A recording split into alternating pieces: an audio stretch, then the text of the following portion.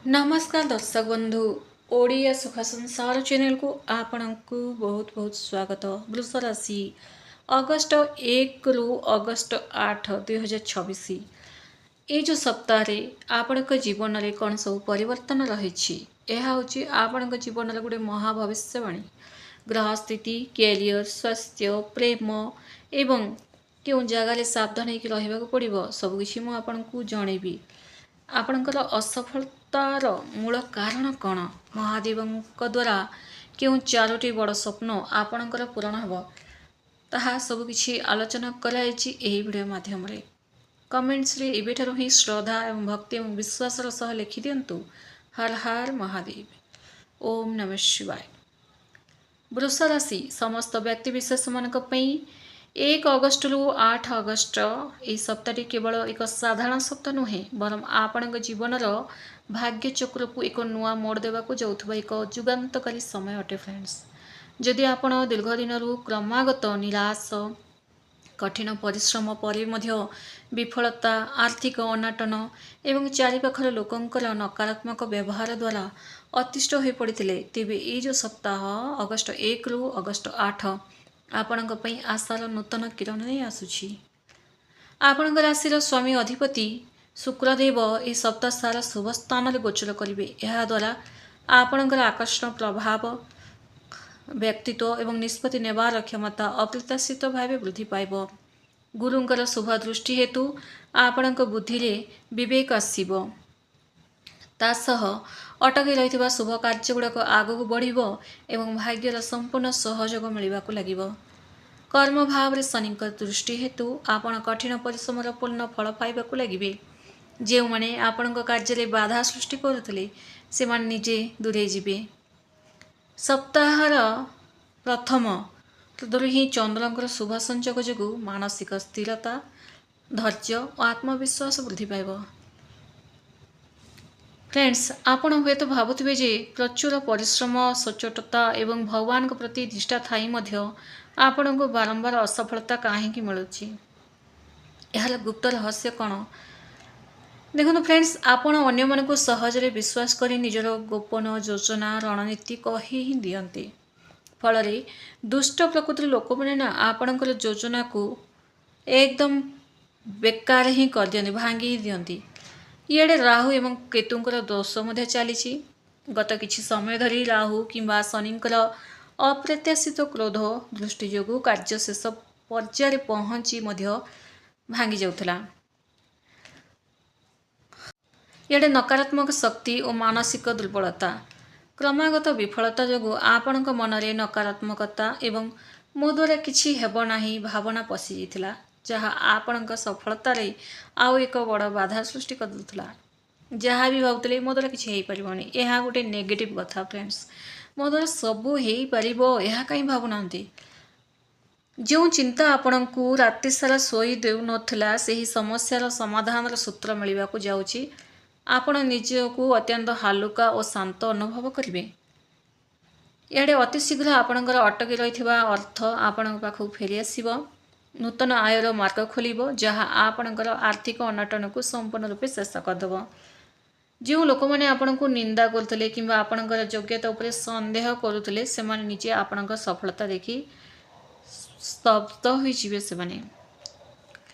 जदि आपणकर जीवन साथी अर्थात स्वामी स्त्री मध्य अविश्वास कलह किंबा कौनसी थर्ड पर्सन व्यक्ति संपर्क भांगा अवस्था को आसी जाइतिला तेबे ये जो सप्ताह महादेव दयालु दुहीं मध्य आपस बुझाबुझी हेब अंडरस्टैंडिंग भल रहिबो। आपण जीवन साथी आपण प्रति अनुगत्य देखाइबे एवं आपण दुख सुख से छिड़ा हेबे सपोर्ट करने को लगे। जो मैंने लव रिलेशन अच्छा यही सप्ताहटी अत्यंत रोमांचकर और स्मरणीय रहिबो।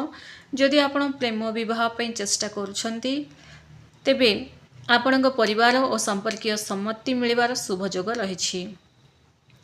ये जो सप्ताह वृष राशि व्यक्ति विशेष को किसी क्षेत्र में अतिरिक्त सावधान रहा पड़ो कौन कारण ग्रह स्थिति कहूँ जे किसी ठक सांग एवं चालाकर लोक आपण को ठकवा चेष्टा करें किए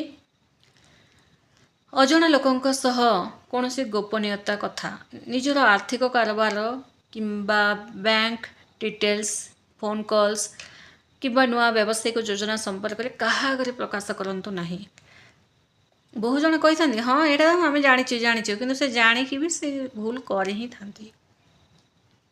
କୌଣସି ଆକର୍ଷଣୀୟ ଯୋଜନାରେ ଲୋଭୀ ହୋଇ ଟଙ୍କା ନିବେଶ କରନ୍ତୁ ନାହିଁ। କାହାକୁ ବଡ଼ ଅଙ୍କର ଉଧାର ଦିଅନ୍ତୁ ନାହିଁ, ନଚେତ୍ ସେହି ଟଙ୍କା ବୁଡ଼ିଯିବାର ଭୟ ମଧ୍ୟ ରହିଛି ଫ୍ରେଣ୍ଡସ୍। କୌଣସି କାଗଜପତ୍ର କିମ୍ବା ଚୁକ୍ତିନାମାରେ ସ୍ୱାକ୍ଷର କରିବା ପୂର୍ବରୁ ତାହାକୁ ଟିକେ ଦୁଇଥର ଭଲ ଭାବରେ ପଢ଼ନ୍ତୁ। କେହି ଜଣେ ପଢ଼ିକି ଆପଣଙ୍କୁ ଶୁଣାଇ ଦେଲେ ସାଙ୍ଗେ ସାଙ୍ଗେ ସିଗ୍ନେଚର କରିଦିଅନ୍ତୁ ନାହିଁ। ସେଟା ବିଜନେସ୍ ହେଉ, କୌଣସି ବି ପଲିଟିକ୍ସ କ୍ଷେତ୍ରରେ ହେଉ କିମ୍ବା ଯେଉଁଠି ବି ହେଉ ନା ଫ୍ରେଣ୍ଡସ୍। ଯଦି ଆପଣଙ୍କର କିଛି ପୁରୁଣା ସମସ୍ୟା ଯେମିତି ପେଟ, ହାଡ଼ ପେନ୍ ହେବା କିମ୍ବା ମୁଣ୍ଡ ବିନ୍ଧା କିମ୍ବା କିଛି ଜଏଣ୍ଟସ୍ ପେନ୍ ହେବା, ଏସବୁ ସମସ୍ୟା ଯଦି ଲାଗି ରହିଥିଲା ତ ଏହି ଯେଉଁ ସପ୍ତାହରେ ବହୁତ ବଡ଼ ସୁଧାର ଦେଖିବାକୁ ପାଇବେ। ଦୀର୍ଘ ଦିନର ଅନିଦ୍ରା ଓ ଚିନ୍ତା ଦୂର ହେବ। ଶରୀରରେ ନୂତନ ସ୍ଫୂର୍ତ୍ତି ଏବଂ ସକାରାତ୍ମକ ଉର୍ଜାର ସଞ୍ଚାର ହେବ। ଟିକେ ସାତ୍ବିକ ଖାଦ୍ୟ ଖାଆନ୍ତୁ। ଅତ୍ୟଧିକ ବାହାର ଖାଦ୍ୟରୁ ନିଜକୁ ଟିକେ ଦୂରେଇ ରଖନ୍ତୁ। ଏଇ ଯେଉଁ ସମୟରେ ମହାଦେବ ଆପଣଙ୍କର କେଉଁ 4ଟି ବଡ଼ ସ୍ୱପ୍ନ ପୂରଣ କରିବେ? ଏଇ ଯେଉଁ ସମୟ ଭଗବାନ ଶିବଶଙ୍କରଙ୍କର ଅମୃତ ଦୃଷ୍ଟି ବୃଷ ରାଶି ଉପରେ ପଡ଼ୁଛି। ଆପଣଙ୍କୁ 4ଟି ବଡ଼ ସ୍ୱପ୍ନ ସେ ଆପଣଙ୍କର ପୂରଣ କରିବେ। ଯଦି ଆପଣ ଦୀର୍ଘ ଦିନରୁ ପସନ୍ଦର ଚାକିରି ଖୋଜୁଥିଲେ, ପଦୋନ୍ନତି କିମ୍ବା ବଦଳି ପାଇଁ ଚେଷ୍ଟା କରୁଥିଲେ, ତେବେ ମହାଦେବଙ୍କ ଦୟାରୁ ଆପଣଙ୍କୁ ନୂତନ ନିଯୁକ୍ତି ବା କିମ୍ବା ଉଚ୍ଚ ପଦବୀ ପ୍ରାପ୍ତ ହେବ। ଆପଣଙ୍କର ଦୀର୍ଘ ଦିନର ଲୋନ୍ ଭାର ସମ୍ପୂର୍ଣ୍ଣ ରୂପେ ଶେଷ ହେବାକୁ ଲାଗିବ। କୋର୍ଟ କଚେରୀ କିମ୍ବା ପୁରୁଣା ଅଟକି ରହିଥିବା ଅର୍ଥ ଆପଣଙ୍କ ହାତକୁ ଆସିବ, ଯାହାଦ୍ୱାରା ଆପଣ ଆର୍ଥିକ ସ୍ୱାଧୀନତା ଅନୁଭବ କରିବେ। ନିଜର ଘର ତିଆରି କରିବା, ଜମି କିଣିବା କିମ୍ବା ନୂଆ ଗାଡ଼ି କିଣିବାର ସ୍ୱପ୍ନ ଦେଖୁଥିବା ବୃଷ ରାଶିମାନଙ୍କ ପାଇଁ ଏହି ସପ୍ତାହରେ ବାଟ ଖୋଲିବ। ଆବଶ୍ୟକ ଅର୍ଥର ବ୍ୟବସ୍ଥା ଅତି ଚମତ୍କାର ଭାବରେ ହେବାକୁ ଲାଗିବ। ପାରିବାରିକ ମଙ୍ଗଳ, ସନ୍ତାନ ସୁଖ ଓ ଶାନ୍ତି, ସନ୍ତାନଙ୍କ ଶିକ୍ଷା, କ୍ୟାରିୟର କିମ୍ବା ବିବାହକୁ ନେଇ ରହିଥିବା ଦୀର୍ଘ ଦିନର ଚିନ୍ତା ସମ୍ପୂର୍ଣ୍ଣ ରୂପେ ଦୂରେଇ ଯିବ। ପରିବାରରେ ଶୁଭ ଓ ମାଙ୍ଗଳିକ କାର୍ଯ୍ୟର ସବୁ କିଛି ଆରମ୍ଭ ହେବାକୁ ଲାଗିବ। କ'ଣ କରିବା ଉଚିତ ମହାଦେବଙ୍କୁ ସନ୍ତୁଷ୍ଟ କରିବା ପାଇଁ? ପ୍ରତିଦିନ ସକାଳେ ଶୁଦ୍ଧ ମନରେ ଶିବଲିଙ୍ଗରେ ଜଳ, କ୍ଷୀର, ମହୁ, ବେଲପତ୍ର ଅର୍ପଣ କରନ୍ତୁ। ଓମ୍ ନମଃ ଶିବାୟ ମନ୍ତ୍ର କିମ୍ବା ମହାମୃତ୍ୟୁଞ୍ଜୟ ମନ୍ତ୍ର 108 ଲେଖା ଜପ କରନ୍ତୁ। ସୋମବାର କିମ୍ବା ଶୁକ୍ରବାର ଦିନ ଅସହାୟ ନିଃସହାୟ ବ୍ୟକ୍ତିଙ୍କୁ ଚାଉଳ, କ୍ଷୀର, ଧଳା ବସ୍ତ୍ର କିମ୍ବା ମିଠା ଦାନ କରନ୍ତୁ। ସପ୍ତାହରେ ଥରକୁ ବା 3 ଥର ହନୁମାନ ଚାଳିଶା ପାଠ କରନ୍ତୁ। ସମସ୍ତ ଗ୍ରହ ଦୋଷ ଯେଉଁ ରାହୁ, କେତୁ, ଶନିଙ୍କର ପ୍ରଭାବ ଯେଉଁ ପଡ଼ୁଛି ତାହା କଟିବାକୁ ଲାଗିବ।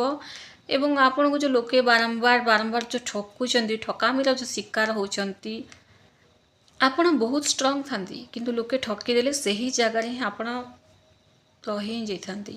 ତେଣୁ ଲୋକମାନେ ଯେଉଁ ଆପଣଙ୍କୁ ଠକି ଦେଉଛନ୍ତି ନା, ସେ ଠକାମିରୁ ସୁରକ୍ଷା ମିଳିବ ହନୁମାନ ଚାଳିଶା ପାଠ କଲେ।